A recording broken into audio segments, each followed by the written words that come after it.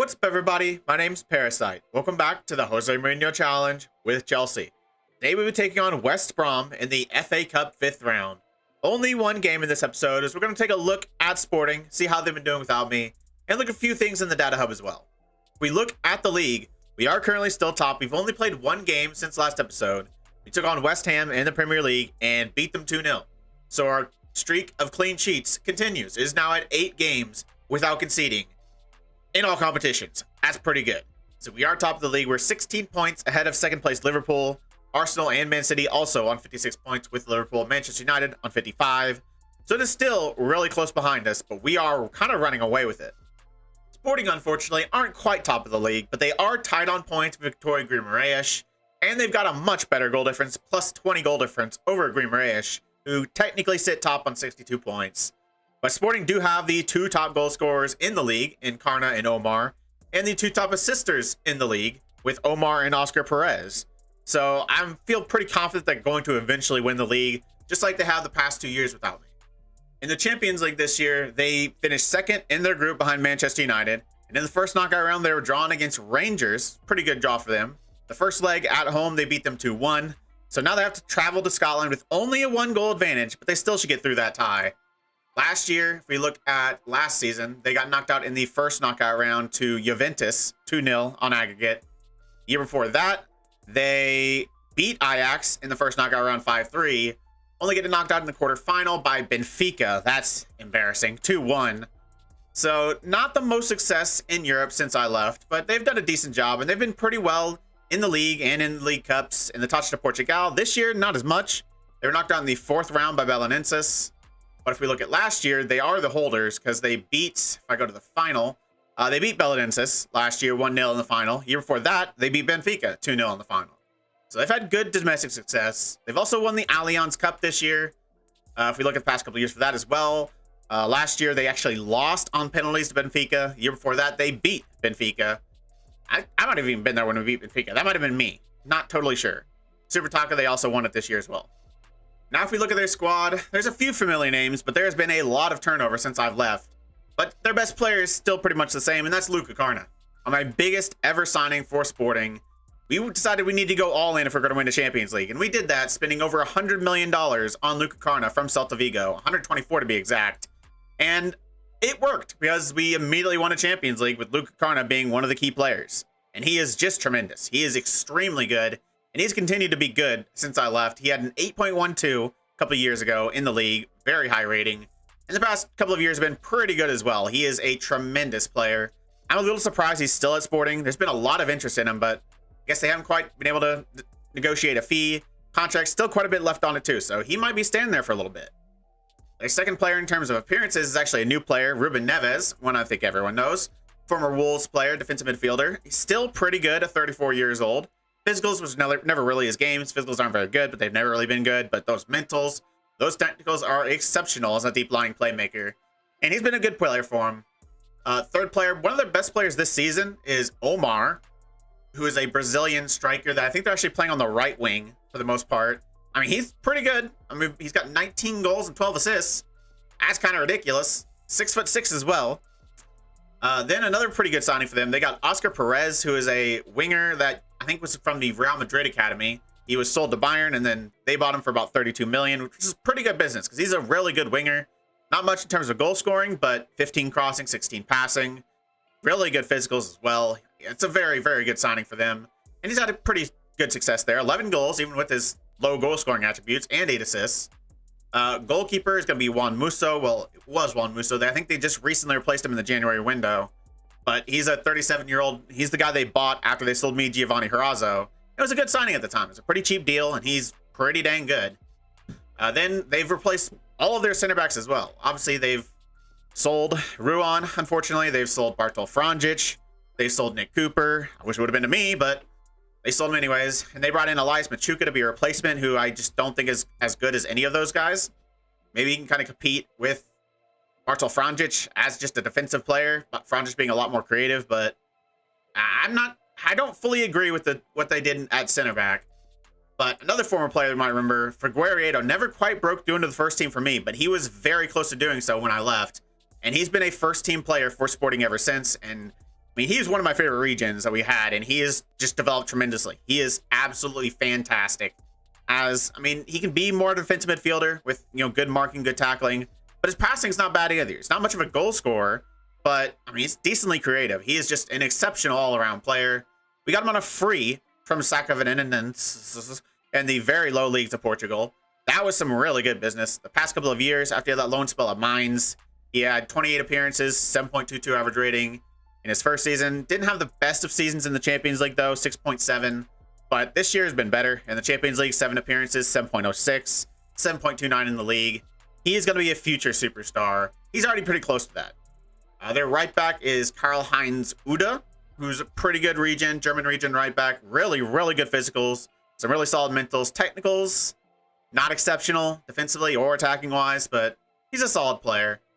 Then their second center back, David Offengruber, 30-year-old Austrian center back. Again, not as good as Ruan, but okay. Literally not as good almost anywhere. Obviously, he's a better passer than Ruan ever was, but we had Nacio. We didn't need Ruan to be a passer. That's their center back pairing, though. Mateus Nunes, though, a couple players that we knew that played almost every game for us the entire time we were at Sporting. First being Mateus Nunes, 33 years old now, had a long career at Sporting. Past couple of years, he's been decent. 7.27 this year so far. Didn't have the best of seasons last year. 7.01, 2 goals, 2 assists. He also only made 8 starts, 11 sub appearances. Year before that, though, he was absolutely tremendous. 7.63, 6 goals, 11 assists. For me, he was always solid without being exceptional. Attacking midfielders or advanced playmakers typically don't get great average ratings. And it's kind of the same for Mateus Nunes. One of my favorite players was Pedro Gonzalez. I love Pedro Gonzalez. As a goal-scoring central midfielder, you'll struggle to find better non-regions in the game. He is just absolutely tremendous with that 17 finishing, composure, decisions, technique. He's got everything, and he can pass. He can't defend, but, if you need a goal scorer, that's your guy.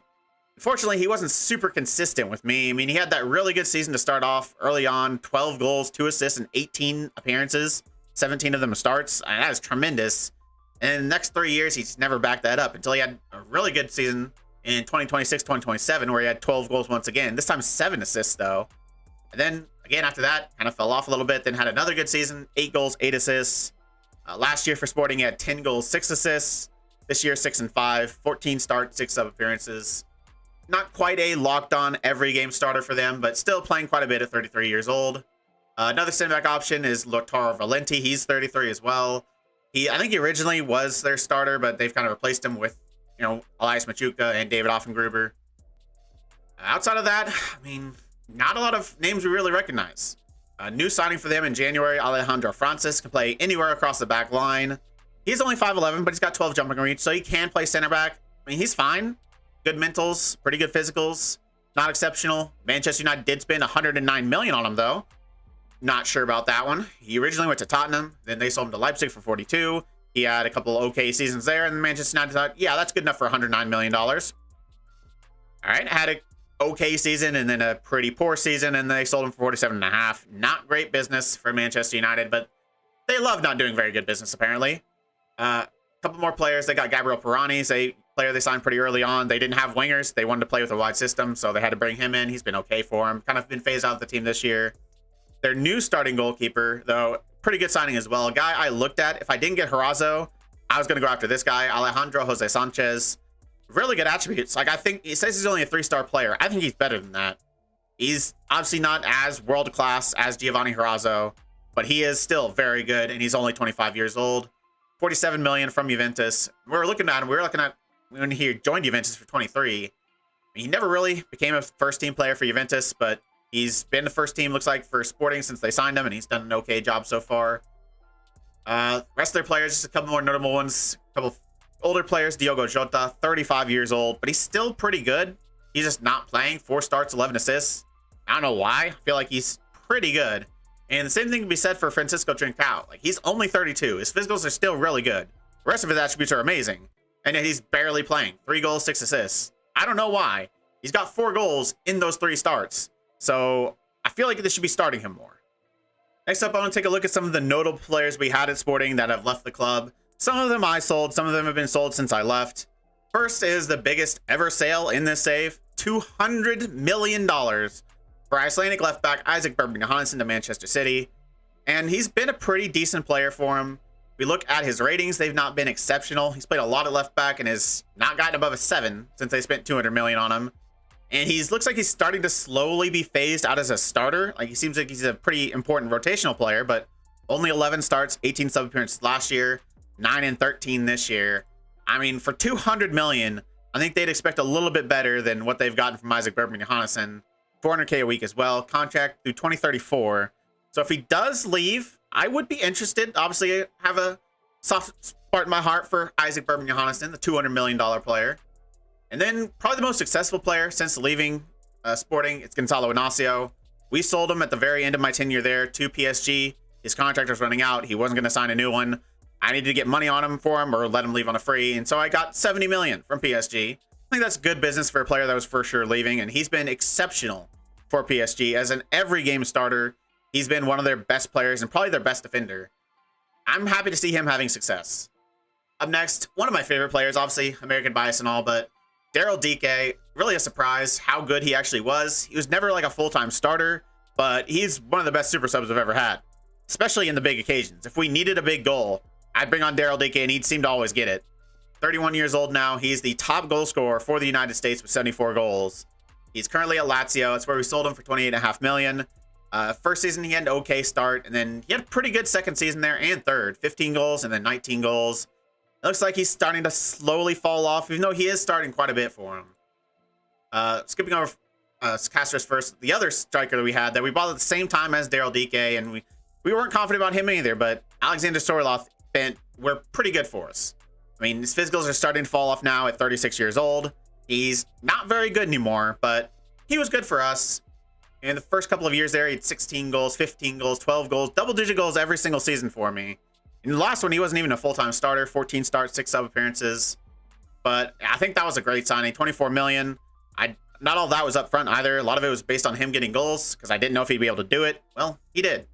Eventually sold him on to Leicester for 14.25. We had a really good first season and then just an absolutely awful second season. 2 goals, 6.77 rating in 25 matches.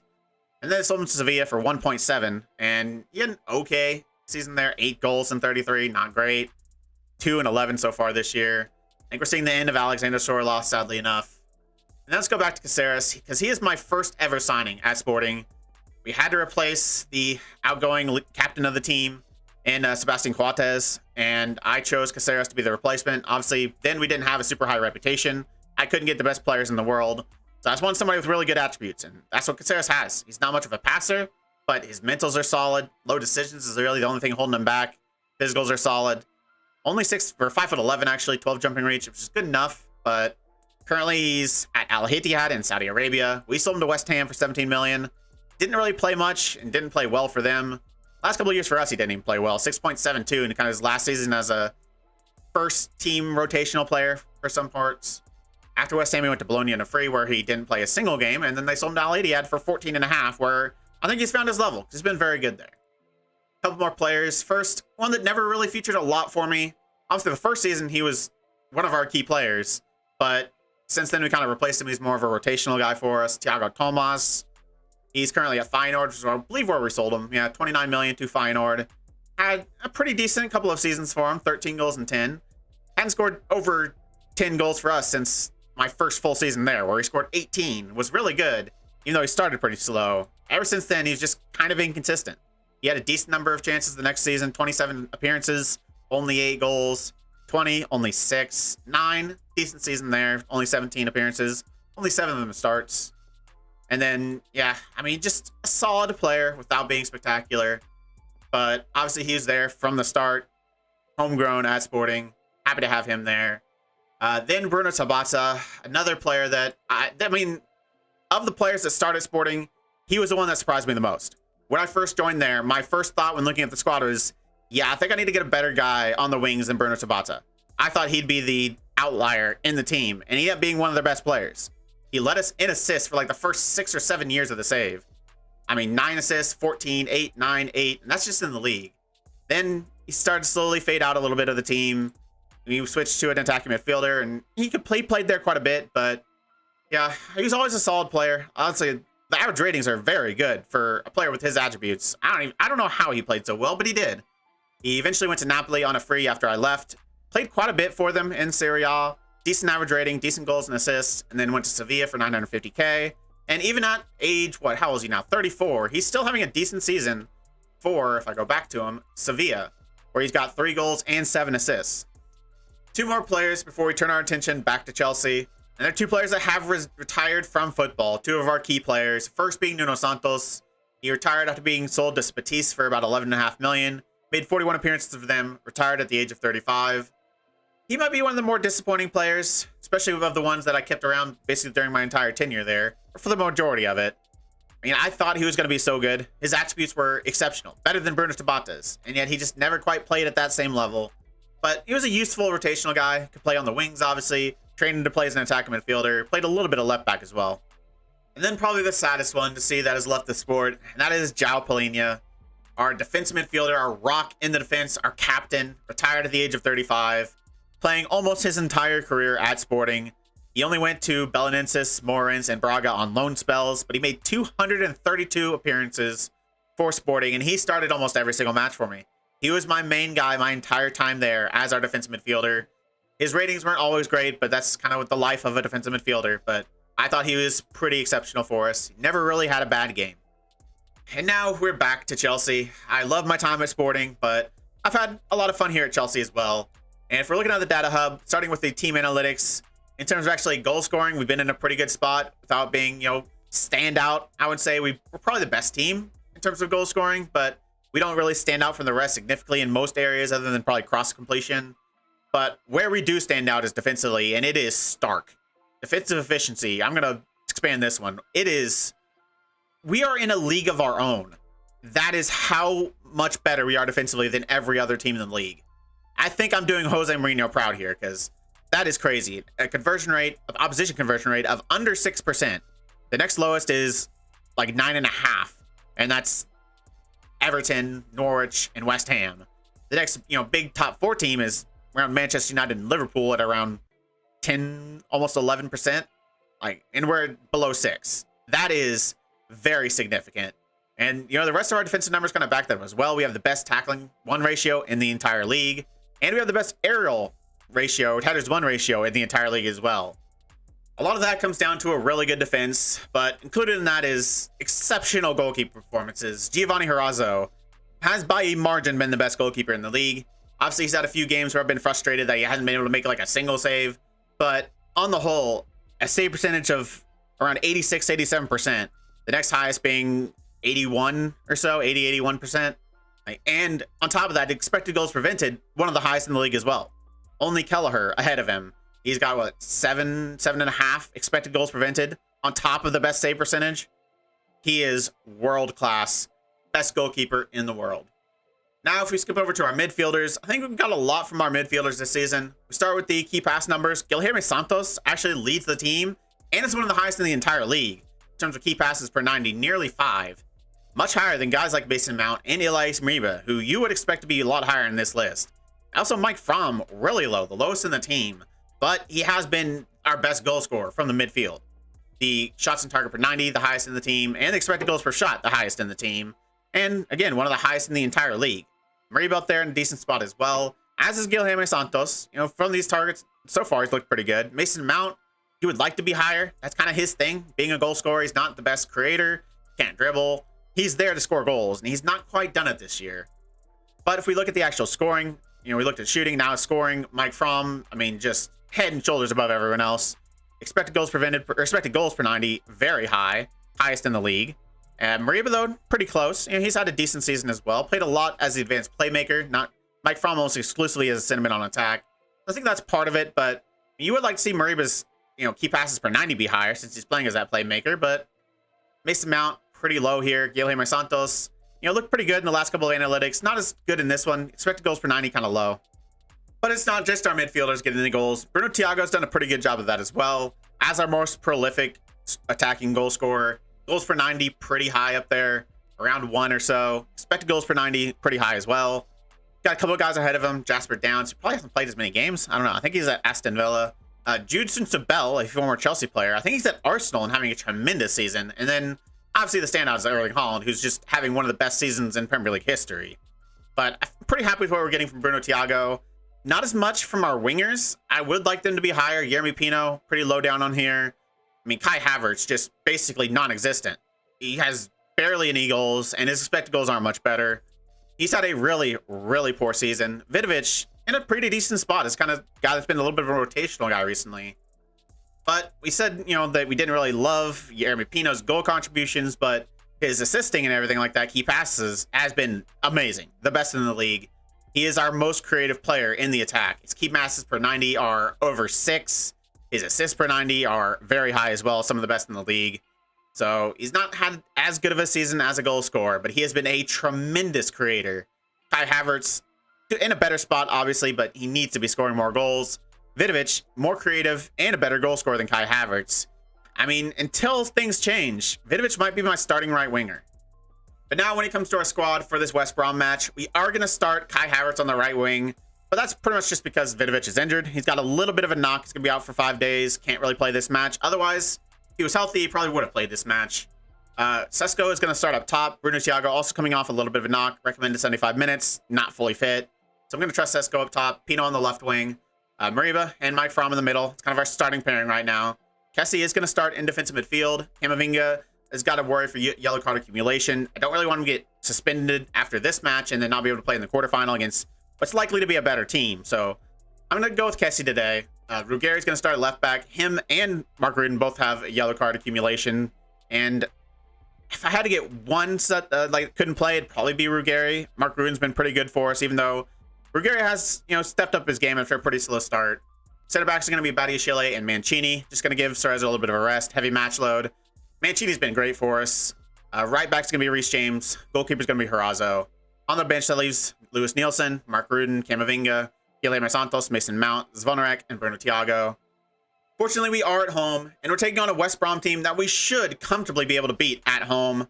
Obviously, this is a competition I need to win, and we've got a 16-point lead in the Premier League. I think I can focus more on the FA Cup over the course of the rest of the season, put out strong squads for it, and see if we can win it this year. Well, not quite the start I was hoping for. Pretty slow. 15 minutes in. I think there's only been one shot in the game, or one for each team, and neither have been on target. We have dominated possession, though, 70%. We are playing our possession tactic, at least to start this match, seeing if we can control the game. So far, we've done it well. We've just not been able to create chances like I'd like. Mike Fromm now on the ball. He's our goal-scoring midfielder this season. Going to go back to Franck Kessie. Out wide to Badiashile. He's got the left back, but he's going to go inside to Moriba. He's going to go back to Horazzo. And still should build up from the back from here. He goes to Badiashile, back to Horazzo. Mancini into Mike Fromm. Playing the ball really well in our own half. Kai Havertz, can he find a pass? He does. Mike Fromm. Back to Reece James. He's going to take on his defender and go past him. Not something you see a lot from Reece James, but he does it well there. And he finds a through ball to Benjamin Sesko. But it is a tremendous save from the West Brom goalkeeper, keeping this level. We're going to see this corner, though. Pino, near post. Sesko there, but he can't quite win it. Mariba's going to pick it up, though. He loves a long shot, but instead he's going to drive to the byline so he can put in a cross or a pullback, or he's going to get fouled. Nope, he finds the ball. It's Yeremy Pino, and he's going to give us another corner. Yeremy Pino's going to be willing to take it, though, as he goes and gets the ball. He's on it once again. We're going to see this corner. Yeremy Pino with his right foot, near post one more time. This one gets headed away. Mike Fromm into the highlight. No, it's going to continue. Mancini, Badiashile, Ilaix Moriba. This has been a very long highlight, and we've only seen one shot on target from us so far. Moriba into Sesko, holding up the ball well. Going to find Havertz. Can he get a goal? He should. And he does, but he might be offside. I mean, at least he put it in the back of the net. Even if it doesn't count, that is progress. He's not been doing that very often. It's a good finish. He dribbles around the goalkeeper and just passes it into the corner, and it's going to count. Kai Havertz gets his goal. Only his second of the season. Sesko getting the assist. Great ball through. Havertz, good first touch around the keeper. Like I said, just passes it right into the bottom corner. I thought he was going to miss that. All right, 23 minutes now. We've got our second highlight. It's going to be a throw-in for West Brom. Reece James picked up a little bit of a knock, a little tight groin, I think it is. Hopefully he'll be all right. If we need to sub him off, I think we can. But West Brom are going to have the ball here, seeing if they can equalize after we got a pretty early lead. A nice ball through to Delap, and they're going to do exactly that. It is the former Man City youngster, Liam Delap, who ties it up in their first highlight. The first time we've seen them touch the ball, they just pass it into the back of the net. Can't really blame Horazzo for that one. He stood no chance. But of course, it's their only shot on target so far, because of course it is. Another ball in, good defensive play by, is that Mancini? It was, but it's not going to matter. This is going to fall right back to West Brom, and they've had 2 shots on target and 2 goals. I might just never record a game again because every time I do, they score every single shot on target, and I'm going to literally lose my mind. This will be the last highlight of the first half. It's going to start with another throw-in for West Brom. They still only have 2 shots on target. We're going to intercept this, though. Can we go on an attack? Yeremy Pino. That is just an awful through ball. He's been one of our most creative attackers so far this season. That wasn't it. And now they're going to be on through-in goal again. They're going to have another shot on target. Is it going to go in? No. It is hit directly at the face of Giovanni Herrazzo. He's able to tip it out for a corner, but, I mean, that wasn't even a hard save to make. But at least they have a shot on target that didn't went in. That's something. We're going to see this corner, though, and we're going to head it away. And we're probably going to go into halftime down 2-1 to West Brom. 63% possession, 7 shots, 4 on target, 1 XG to 0.5 XG. They have 1 half chance, we have 4 half chances, and we're losing 2-1. First time of the second half, we're 50 minutes in. Kai Havertz going to be on the ball, and it's not a penalty. I really would have liked a penalty there, because I don't see us scoring another goal. We just have been awful today. Mike Fromm, Yeremy Pino, brings it down, great spot, you got to put that in the back of the net. I was thinking maybe just got to put it on target. No, that has to go in the back of the net. And he can't even put it on target. Now I've got to throw in 58 minutes so far. We've seen 2 highlights where West Brom have had the ball, and it's been 2 goals for them. We've seen about 5 highlights of us, and it's been 1 goal. Just absolutely ridiculous. They're going to look for a long ball. We should pick this up. Badiashile brings it down. It's going to go to Mancini. No one's even played poorly. Like, all the average ratings are fine, and yet we're losing to West Brom. Sesko is going to find Yeremy Pino, looking for a crossfield ball to Kai Havertz. Had a decent game, but he has a goal and a 6.8, so he's been pretty awful, but he gets a goal and an assist now. Benjamin Sesko finally using his height to effect. He's at 6'5", and he gets his header. All right, it's 2-2. We still need a couple more goals. I don't want to sneak through this 3-2. I want to blow them out from here because we've been the much better team, and we need to show it on the pitch. All right, 77.5 minutes in now. Is there still replays, or is it got to the point now where we just go to penalties? I don't want to go to penalties. I would prefer a replay, but I would prefer neither. I'd prefer to just win this. Sesko goes for the chip there, but it hits the crossbar. We're not going to have much time to get our goal, but we need to get our goal. Kai Havertz now getting played through by Mancini. Mariba looking for a through ball to Yeremy Pino. Let's go. Much better. Last time he couldn't even put a shot on target, even though he was literally directly in front of the goal. Should have put it on target. This time he gets around the goalkeeper and he finishes it. We've got a lead 32 minutes in, or 78 minutes in, 3-2. Now we need to hold on to it. Just don't let them have any shots on target, because if they do, they're probably going in. But it's going to be a kickoff highlight. And yeah, I don't think I like this because West Brom are on the ball and on our side of the pitch. That usually doesn't go well, but they do immediately give it away. From Kessie. If we score another one here, I'll be a little happier. Make it 4-2. Kessie's going to find Mike Fromm. Not had the best game so far today. He likes Mariba. Playing as that playmaker is going to take his time. Going to look for his pass. He's going to find Sesko. Going to go back to Mariba into Yeremy Pino. Oh, what a play that was. Little dummy. And great 1-2 with Mike Fromm. And that deserved a goal. That was absolutely tremendous, but a great save at his near post from the West Brom goalkeeper. So Yeremy Pino's going to have to put in another corner. This time it's going to the near post one more time. Mancini wins this one, but it goes right to Bursic. Is this highlight going to continue? We're going to see the goal kick. Looking long. Reece James is going to win this, though. Havertz does really poorly trying to chest it down. And so West Brom are going to have the ball, and they're probably going to score a goal, aren't they? Bete, I think that's also a former Man City man. Got 2 former Man City youngsters in their team. Defense and an attack. Belly's going to look for a long ball. There's no one there. I don't even know who that was to. Badiashile is going to win it. It's going to go up to Yeremy Pino. Back to Mariba, Kessie, Badiashile, Mariba, Sesko dropping deep to pick it up. Kai Havertz on the right-hand side. Going to find Mike Fromm. Back to Kai Havertz. Sesko! All right, good. We should never have been down in this game, but we've responded in the second half. We've got 3 goals to give us the lead now, 4-2. 80 minutes left, or 80 minutes in, 10 minutes left. We should be able to hold on to this. West Brom have done basically nothing today. They just stolen 2 goals. 80.5 minutes in, we've got a highlight now. Herrazzo is going to play it out to Mancini. They're going to play it between the center backs, Kessie as that halfback, and Herrazzo, who's eventually going to go long. Yeremy Pino, not very big, but he actually wins it. Great play by Yeremy Pino. Sesko's going to bring this down, get to the byline. He's going to pull it back eventually. He's going to go, but it's going to intercept it. But we should pick this up. We do. Reece James, Mike Fromm, into front Kessie. Sesko heads it. Now it goes to Mark Rudin. On as a sub. Guilherme Santos also on as a sub. He had a through ball to the middle there to Yeremy Pino. He didn't see it. Zvonarek threw on goal. Sesko. I might be offside. I think he was offside. Zvonarek would have had the assist though. It would have been 5-2. I still think we're good at 4-2, and I don't think this is going to count. It doesn't. It's disallowed. Still only 4-2, but only 4 minutes at a time. I think we're good. I think we're getting through to the quarterfinal. And we are. Very, very nervy to start. First half did not go well. I mean, we're the better team, but of course they scored their first 2 shots on target. But we do get our deserved win, 4-2 in the end, and yeah, fully deserved. 16 shots, 10 on target. We were much better in that second half. Benjamin Sesko gets man of the match as he gets 2 goals and an assist and a disallowed goal. He could have had a hat trick. 9.1 rating. Very, very good game from him.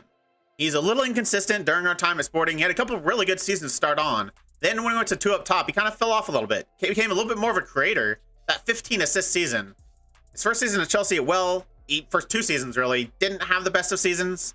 Obviously, only half of the season the first year, 7 appearances, 1 goal. Then 21 appearances, 11 of them starts, only 7. Not terrible, but a really good season so far this year. He already has 6 goals through only 14 appearances.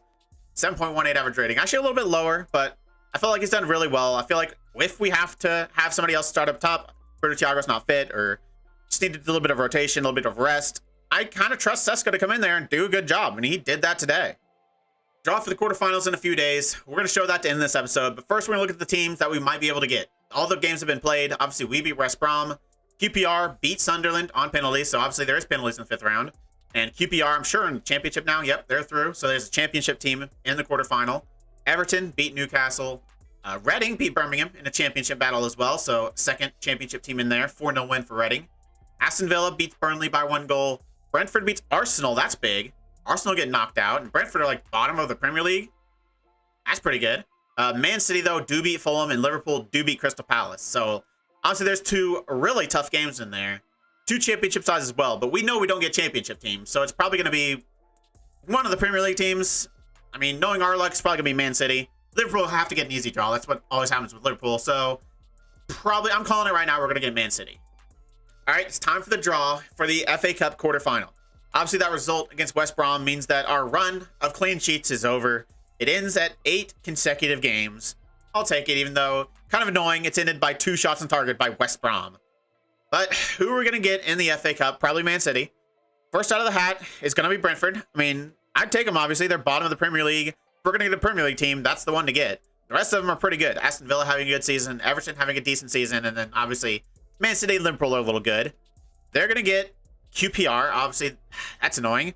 That's one of the championship teams that I would have been very happy to get. But it does also mean, one of these teams is going to be in the semis. So, I mean, that's pretty good as well. I mean, if you get the bottom of the Premier League or a championship team in the semifinals of the FA Cup, I'll take it. Next out of the hat is going to be Aston Villa. I mean, I'd prefer Everton or Reading, obviously, but at least it's not Man City or Liverpool. And okay, Man City's out, so we're going to get Liverpool then. I mean, that's obviously worse.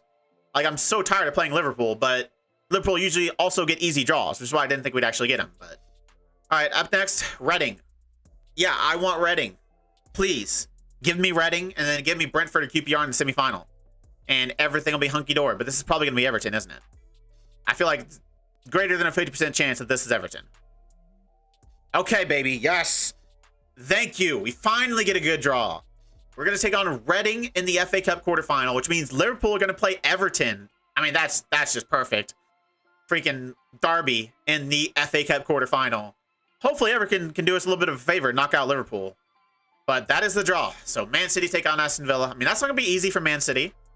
I do really think Aston Villa or Everton, if not both, can pull off the upset. Everton probably a little less likely. Liverpool are insane in this game, and they've got probably the 2 best players in the world. Haaland, head and shoulders above everyone else. And then Kylian Mbappe.